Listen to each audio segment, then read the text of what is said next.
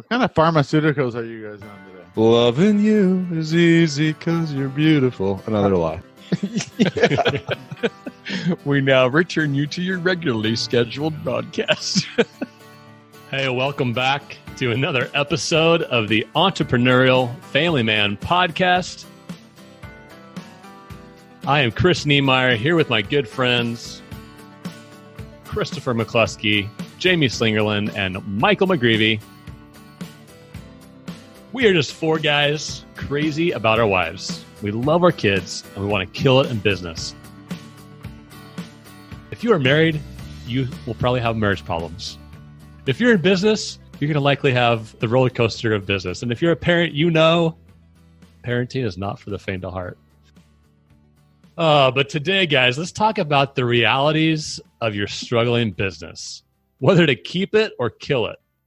Many of us know and are connected to other entrepreneurs, other business owners. And the reality of business is tough at times, right? There are seasons of business. There's the roller coaster of income and expense and all that. So how do you handle a business that may be struggling or an opportunity within that business? What do you mean if your business is struggling? Anyone who has a business has struggled with business, or they're just flat out lying. I mean, am I wrong? I could be wrong. Is it just me? Business it's easy for me, McGreevy. Yeah, it's easy every day. Parenting, no problem at all. Marriage, piece of cake. So Sorry, Chris, for interrupting. I had to get that out. Now we can continue. Thank you.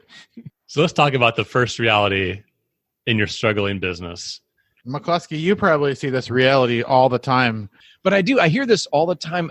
We train new coaches in how to coach, and then they come to the realization, oh, wait, that means I've got to build a business that will allow me to coach. That's different than learning to coach. And so they start about the work of building their business, and they get what our topic is today, a struggling business. Every new business is going to struggle to get itself established. But when they hit that place of struggling in the launch of their new business, this question we're posing today, well, man, do I keep this or do I just kill it? I get that question tossed to me all the time. And it's by people who've been at it for like 6 months, or a year. And they're thinking it's already time to throw in the towel.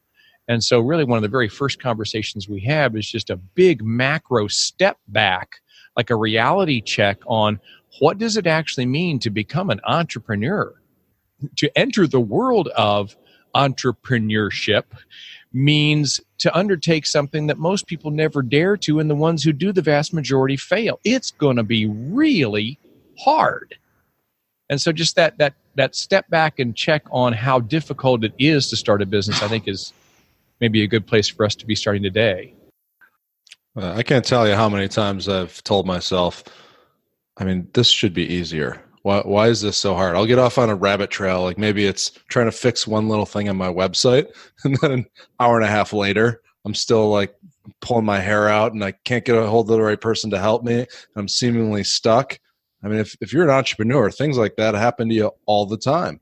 And oftentimes when I feel that way, I start to question, like, should I even be doing this? Like, am I cut out for this? Was this a bad idea? And I don't think I'm alone in that thought. Like maybe I'm doing the wrong thing here. Yeah, I think this idea of a struggle in a business it's pervasive in any business, but we don't talk a lot about it. We want to see the rented jets behind us and the Ferraris, whatever, like all that stuff, but we don't see the slog we have to get through, right? I mean, a butterfly wouldn't exist if it weren't for the struggle. Right, it would still be a little caterpillar. There's a struggle that has to happen to get through the beauty of what a business can be, and so many times we don't want to talk about that as guys. And so, how do we address that when just you've got maybe it's the seasonality of the business, maybe you're in startup mode for a while, maybe there are areas of your business where you can't wrap your head around. So, how do you get through that reality of a business is going to be a struggle? You're not walking into a job with the job descriptions and an easy salary. You're walking into something that's a new endeavor. In fact, I thought of a quote here, and this is one of those anonymous quotes, so it's probably attributed to Michael McGreevy. Michael McGreevy. Thank you. Yeah, that was but it says, an entrepreneur is a crazy person who risks their own money for freedom rather than exchanging their own freedom for money. You are risking. Go ahead. When did you write that, Michael? No, I remember where I was when I wrote that. Actually, I was on my back porch building a new business in construction, and I just had this thought come to my mind, and it was like, boom, yes. Got it tattooed on my arm, and here we go. It was so generous for you to publish that as anonymous and not take credit for it. I'm a man of the people. Oh my gosh. Anyway, back to entrepreneurism.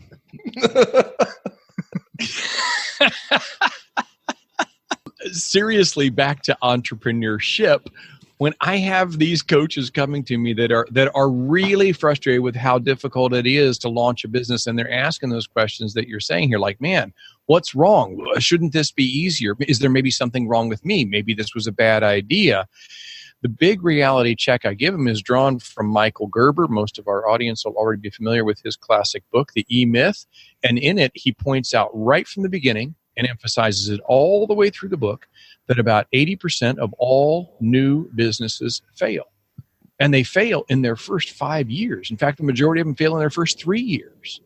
80%. That is huge to hear that kind of a reality check. But if that is the real numbers, then that should serve a real tempering and reassuring kind of a statement for us if we'll take it in and go, oh, okay, so if I even succeed in this, I'm going to be in the 20% that made it just past the first 5 years, right? This must be a seriously more difficult uphill climb than what I thought. My notion that this should be easier must be false. I'm working off of a false narrative if I'm thinking this is going to be easy. It is going to be a struggle. The majority don't make it. And so if we go in more like a marathoner kind of a mindset or a warrior kind of a mindset or something else that sees it as the challenge that in fact it is, we're going to stack the odds more in our favor to actually succeed because it's going to be a long haul. Yeah, it's not so black and white. It's not, if it's hard, then it must not be right. Or if it's easy, it must be going well. No, it's hard, and it's an opportunity to grow and to get better. So I know I've felt that in the past, like, this is so hard, maybe it's not the right thing for me. And what I learned is it's exactly the right thing for me because it's forcing me to grow and to get better. And I need to breathe. It's going to be okay, but I need to keep moving forward and learning from these struggles along the way. And that really brings us to the next point, right? About it's not a point. Us. It's a reality. It's a reality. It's us that we need to evaluate when business is a struggle. In the thick of entrepreneurship, what do I need to learn? So do we kill the caterpillar and just say it's just a bad caterpillar? Or do we take on that mindset that this will become a butterfly if we nurture it? If we have that mindset and we're all in the scarcity mode, that caterpillar is never going to become the beautiful butterfly like Niemeyer would like it to be. Quoting Gerber, in the end, your business will be nothing more and nothing less than a direct reflection of you. The things that we struggle with, as well as our strengths, all of those will be brought to the business. And as the business grows or as the business struggles, it will bring us constantly back to the man in the mirror and whatever it is that we need as our next learning curve, what we need to struggle through. Those things are going to play into how that business continues to grow because we are that little caterpillar. It's going to have to struggle. That should rightly bring us back to an examination of self. Am I trying to do it all myself? Do I need better systems? Do I need to bring somebody in here to help me learn what I don't already know? Yeah, I know I've struggled with that. It's an all-out battle to get the business up and running and started. And I know for me personally, after a while, I kind of get tired of it and I almost undervalue it and look for something else to focus on to distract myself instead of working on myself and expanding what I already know on and growing and investing in it more. Just recently, I felt that dynamic just a few months ago, and that's when I jumped into the real estate world and really got wrapped up into the excitement of it all and had neglected some of my main thing. And I know that cost me in a lot of areas of life, looking at it that way. But I love the fact that when you're the problem in your own business, you can also take control and affect that change. If the issue lies in some uncontrollable space that you can't do anything about, wow, how powerless is that? But knowing that you're the problem, you can change and adjust and grow and become the solution as well. It's empowering for me to hear that it's the man in the mirror that's causing those struggles, because you can cause the victories and the change as well. That's right. No matter where you go, there you are. Yeah, the man in the mirror. I like that, because this is the second reality, this examination of self. And so, like you guys were both saying, there are opportunities for growth within yourself. McCluskey, you referred to it as the entrepreneurial learning curve, right? This is, yes, there's going to be struggles in business forever. Right? There's going to be opportunities and struggles and tension in any business. But the second reality of yourself, there's going to be ways you've got to continue to grow and evolve, and likely find areas of your business that you need to invest in by hiring other people, putting a system in place, whatever that's going to look like to grow to another level. And Michael, I like that you shared that there are so many times as business owners that we can frankly get a little bored, a little tired of this business. I know that I've been in that season before where, okay, this business is humming along. It's been 10 years. It's, producing a good income. Like, what's next? And so many times that's can tend to be where guys get tripped up and they go chase that shiny object, that new squirrel, and then their existing business starts to fall apart. So how do you balance that idea of wanting to grow in new ways, but yet not forsaking your existing income, frankly? How do you do that? But here's the issue for me is that is like the DNA of me as an entrepreneur. And that's the DNA of you guys. We don't want to completely kill that idea of creating new streams of income and building other things. I think managing our numbers and looking at what we're bringing in. I had a similar thing with the Airbnb unit that I'm doing. It's these projects can take on a life of their own, and then we become fully vested and working tons of hours a week that we neglect the main thing. We just have to do it better every time we do it. But for me, the answer is not just to not go after any shiny objects, because we're also investing in our kids and we're multitasking a lot of different things. So I don't know how to do it perfectly, but I think we need to keep it top of mind that there is a possibility of us completely killing the golden goose if we get too far off course and invest in things that are caterpillars, right? Well, I think we're all entrepreneurs because it's exciting. Like, it's exciting to be an entrepreneur, and I know I get swept up into the excitement of new ideas. So much so sometimes that I almost resent what I'm doing for the main thing. It's like, it makes me bored or something. I'm just like, oh, that thing that I made that I kind of think is just okay. And instead, if I were to double down on that and to really focus on, okay, I've got it this far, I'm not going to get to the next level until I really focus on it and grow. What do I need to do to take it from this point to the next point? And I've been able to do that recently with my business. And instead of starting from zero, I'm starting from a place of strength, and I can build on that. And I forget that sometimes, getting wrapped up into the excitement of another opportunity.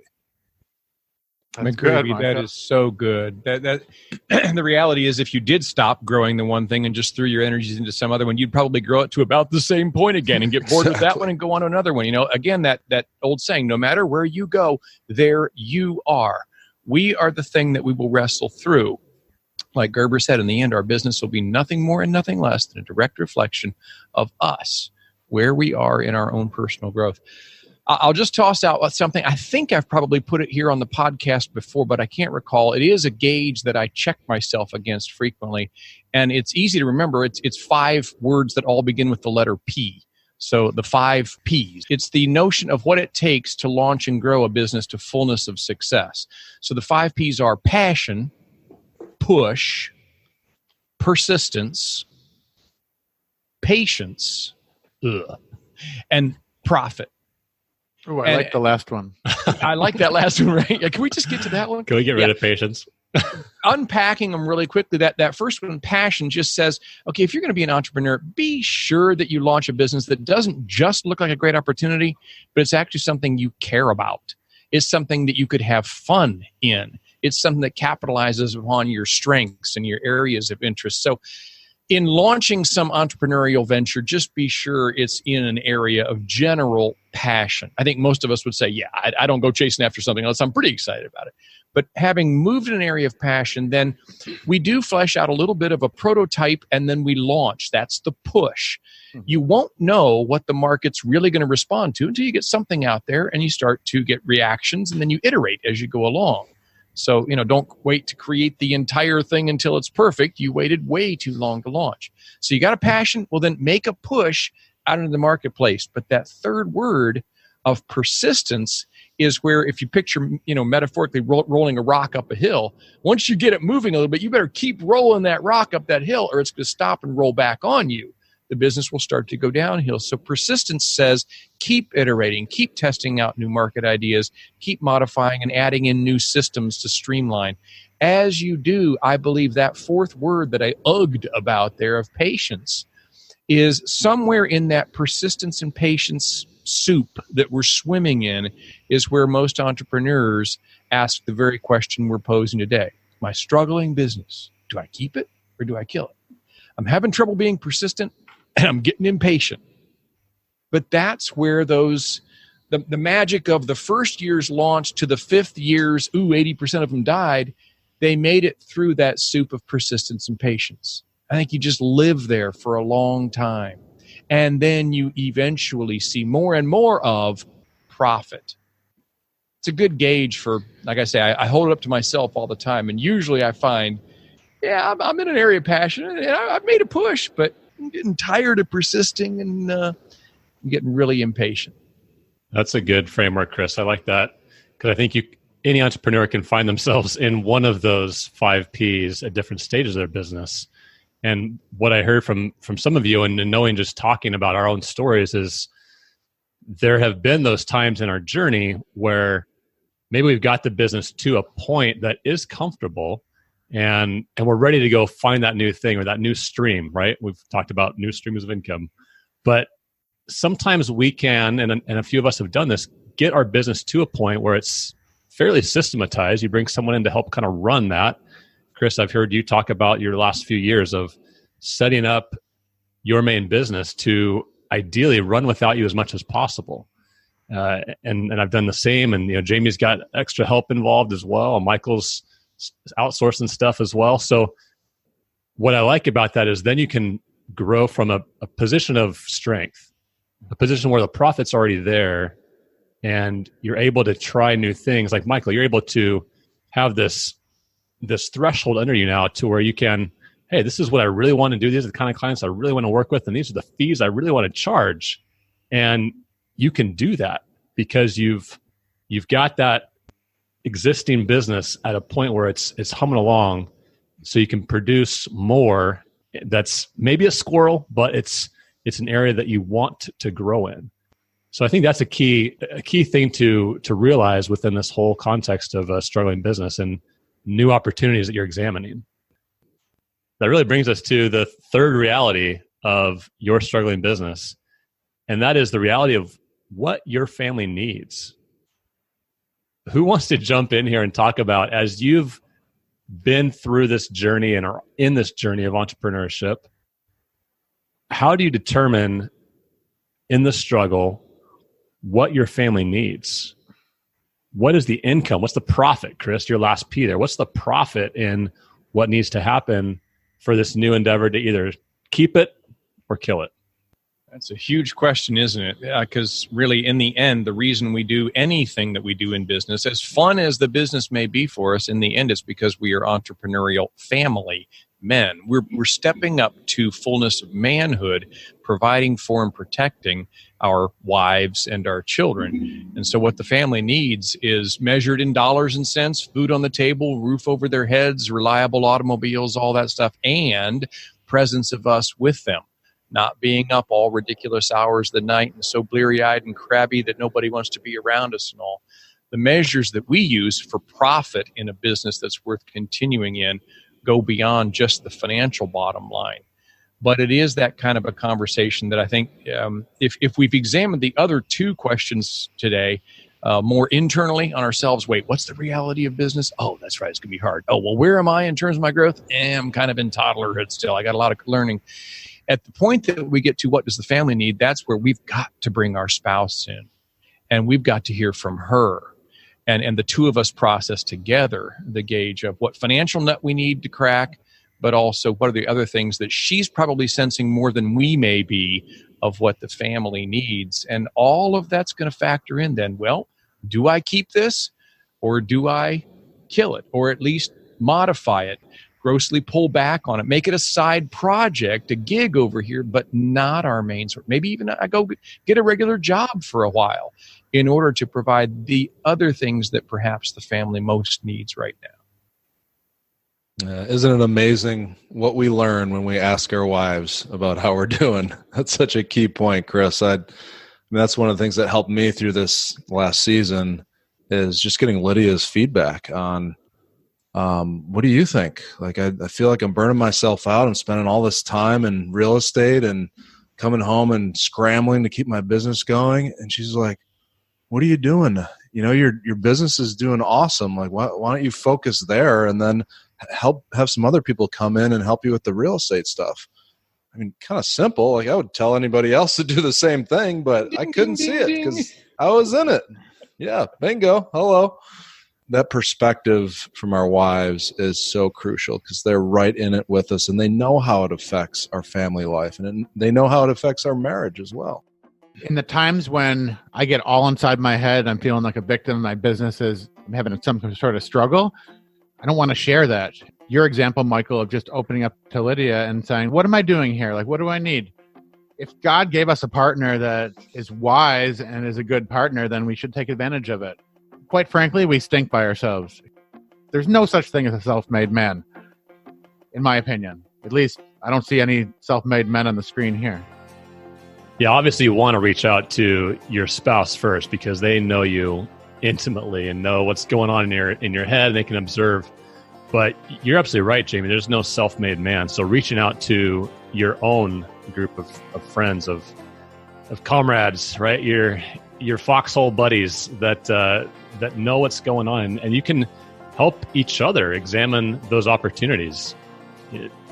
Work through those first 2 points and then say, okay, like we're to this point where this either is a passion project or this is a business I need to keep and grow in, or I got to kill this thing and go whatever, drive Uber or something to get through a stopgap in this section of the journey.